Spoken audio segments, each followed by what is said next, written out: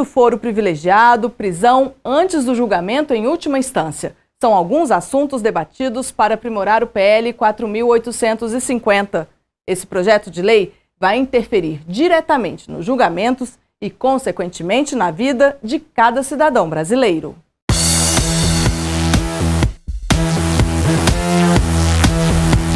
Não conheço. Pelo número do projeto, fica difícil mesmo saber do que se trata, mas o assunto do PL já não é novidade no Brasil faz tempo. Das ruas para o Congresso Nacional. Nós vamos fazer a leitura do relatório. Trouxe algumas sugestões atendendo aos requisitos constitucionais estabelecidos. Em discussão, PL 4.850. Pode e deve ser discutido. As pessoas podem apresentar sugestões, os parlamentares também. A Associação dos Juízes Federais tem participado ativamente na Câmara dos Deputados. A ideia é aprimorar cada ponto do que pode se tornar efetivamente uma lei rigorosa contra a corrupção.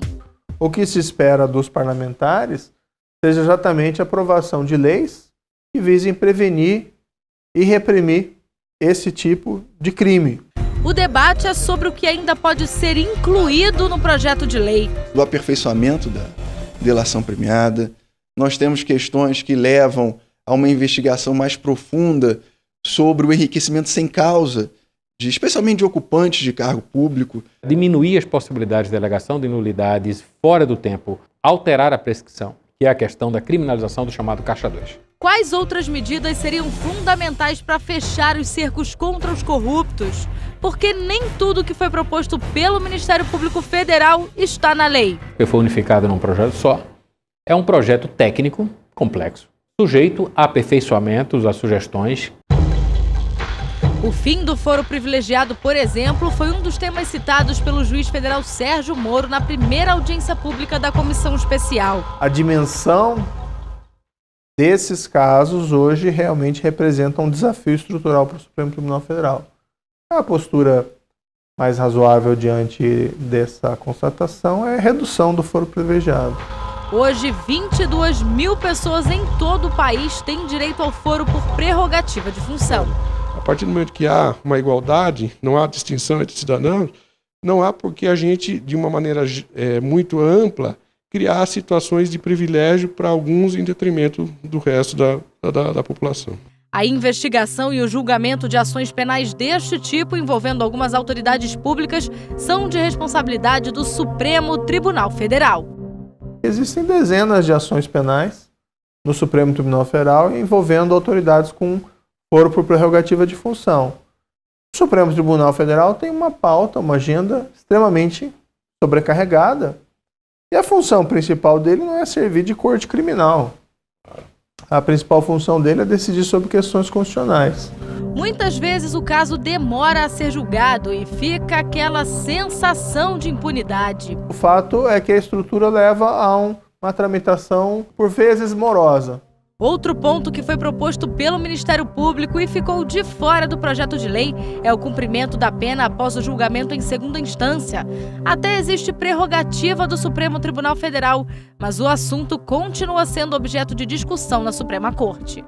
Há aqueles que dizem que isso fere a presunção de inocência. A questão da presunção de inocência tem muito a ver com a questão da prova. E, exatamente, a função do juiz é julgar com isenção esses casos, absolver os inocentes e absolver mesmo aqueles que até o juiz pode achar que sejam culpados, mas em relação aos quais não existe uma prova categórica da responsabilidade criminal. Em fevereiro deste ano, por maioria de votos, o plenário do Supremo entendeu que condenados em segunda instância já poderiam começar a cumprir a pena antes de serem julgados em última instância e que essa decisão não ofendia o princípio constitucional da presunção de inocência. O relator do caso, o ministro Teoriza Vasque, entendeu que a decisão em segunda instância encerra a análise de fatos e provas que indicam a culpa do condenado e seria suficiente para o início da execução da pena. Nós temos um sistema recursal extremamente permissivo, e os processos demoram 10 anos, 15 anos para serem julgados. Esta decisão do Supremo Tribunal Federal foi determinante para a prisão do ex-senador Luiz Estevão. Ele foi condenado em 2006 pelo desvio de dinheiro das obras do Fórum Trabalhista de São Paulo. Até ser finalmente preso no início deste ano, o empresário recorreu 36 vezes. Foram 17 anos para que ele começasse a cumprir a pena. Estevão entrou para a história como o primeiro senador a ter o mandato cassado em 1999. O fim do foro privilegiado e o cumprimento da pena após a condenação em segunda instância são antigas propostas defendidas pela JUF, assim como a criação das varas de improbidade e dos novos TRFs. A JUF luta pela criação de novas varas de improbidade administrativa. É uma das 10 medidas, mas não está nesse projeto de lei. E não são só os magistrados que querem mudanças. Para a Associação dos Delegados da Polícia Federal, o projeto precisa ser ajustado. Nós não temos a autonomia da Polícia Federal, nós não temos o fim do foro privilegiado, nós não temos a estruturação das delegacias de combate à corrupção nesse texto. As discussões estão avançando, algumas modificações já estão sendo feitas. É importante salientar que o judiciário não todas as instituições, os operadores do sistema de justiça, não são suficientes para acabar com a corrupção. Mas é necessário nós termos ao lado disso medidas de conscientização, medidas de prevenção, medidas que, sobretudo, conscientizem as pessoas da importância de não compactuar e não estar ao lado da corrupção. Avanços significativos no combate à corrupção já foram concretizados pelo Congresso Nacional.